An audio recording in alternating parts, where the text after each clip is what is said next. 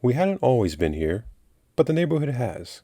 Even before it was a neighborhood on Earth, this one had been here. Here for those that would be lost on those cursed grounds. Here for those that would die long before their real lives ever truly began. Here for those who never really wanted to grow up. We come from a different time and we come from different lives, but one thing remains true to us all. We lived in an earthly realm of the neighborhood at some point in our lives and died long before our time was supposed to come. We don't remember much of our lives in the Cul De Sac since the last member of our group joined us, and certainly we won't remember now when the next spirit will come. But here is what we do know. Rolf was the first to come here. Unlike most of us, he was born in the far-off lands and even in the afterlife hasn't lost touch in his old world upbringing. He lived in a neighborhood before it was developed.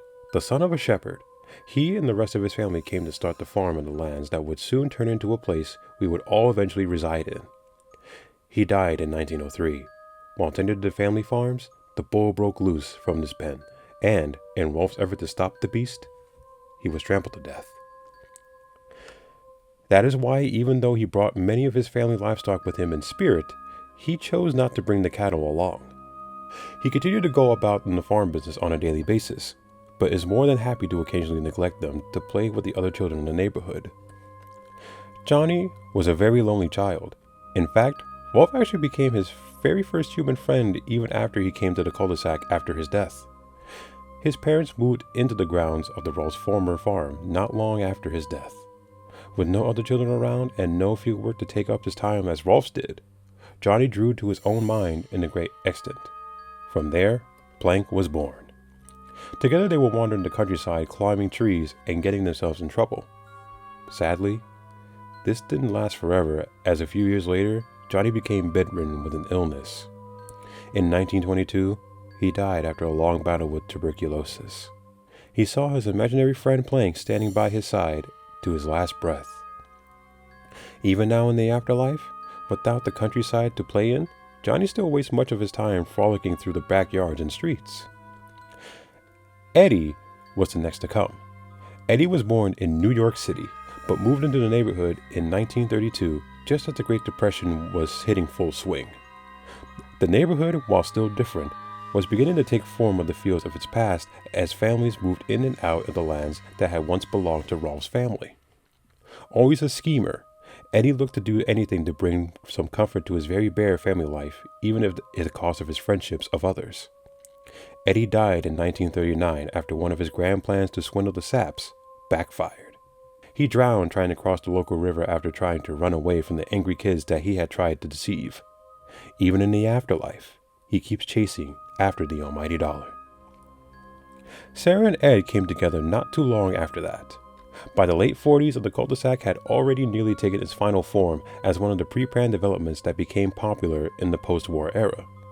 As brother and sister growing up in the chaos of World War II, they both had various ways of escaping their lives as children of a dead GI and the working mother.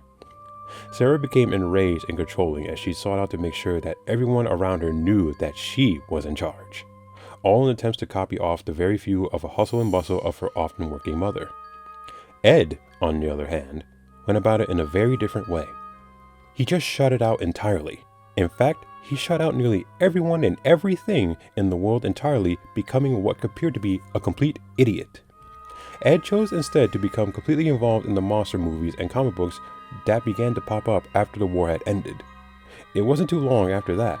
In 1953, Ed and Sarah died in a car wreck as their mother was taking them to visit their grandparents. Naz came a time after the brother and sister. Naz was a flower child, born to the pair of hippies turned an establishment in the late 60s. She was a naturally beautiful girl that had always had her way with boys and men alike. She lived life to the whim and would often go about flirting and playing without any intentions. She died in a possible most horrible way any child in the neighborhood. In the summer of '79, a serial killer who had broken out of a local asylum had slipped into her house in the dead of night and killed her along with her entire family. In the trauma of these events, she is in ways similar to Ed shutting out the world entirely and forgot about her parents and siblings, which is why in the afterlife she doesn't even receive demands of non-existent parents unlike many others. This gives her much more time to lounge around and party as she often does. It didn't take too long for Double D to join the rest of the neighborhood. He was a child of two highly controlling professionals in the age of greed that, despite their constant absence, dominated his life. As such, Double D became quite the intellectual and rather meek and shy figure. Always a curious type, he loved to experiment when given the time away from school and consistent chores of his parents. This would lead to an untimely demise in 1986, as a gas leak combined with his Bunsen burner from one of his experiments tore him and his house to pieces. Being the timid and subservient type between various misadventures, Ed continues to follow the written orders of his parents long after his death. Kevin was the next to join the group. He was born on the day of Double D's death, and in many ways was the polar opposite. Kevin came from a broken home and developed a bold personality. In life, he was cynical and angry and took it out on many of the other children. His abusive father would rarely pay him any attention in life and would end up bringing about the end of it. In a drunken rage, his father beaten him after Kevin attempted to stand up to him. He died on the way to the hospital in the winter of 1999. His father spent the rest of his life in prison. In the afterlife, Kevin changed his perception of the opposite of what his life really was, with a distant father who would shower him with gifts. However, he continued to maintain his bullying even in death. Jimmy was the last to come to the Cul De Sac. He died in 2000, not long after moving into the house of Kevin's father had once lived in. He had leukemia since he was barely old enough to walk. As such, he was always a sickly child, and due to his overprotective parents, he never really got to be around other children. He lived his days out in the small bedroom, completely neglected from the outside world. Jimmy lingered for quite some time in a state of near death, but in the end finally caved into his suffering of his lifelong illness. The Canker sisters were different from the other denizens of the Cul De Sac. They were never of the earthly plane of existence. Instead, they are the children of demons not too dissimilar from the succubi of human lore.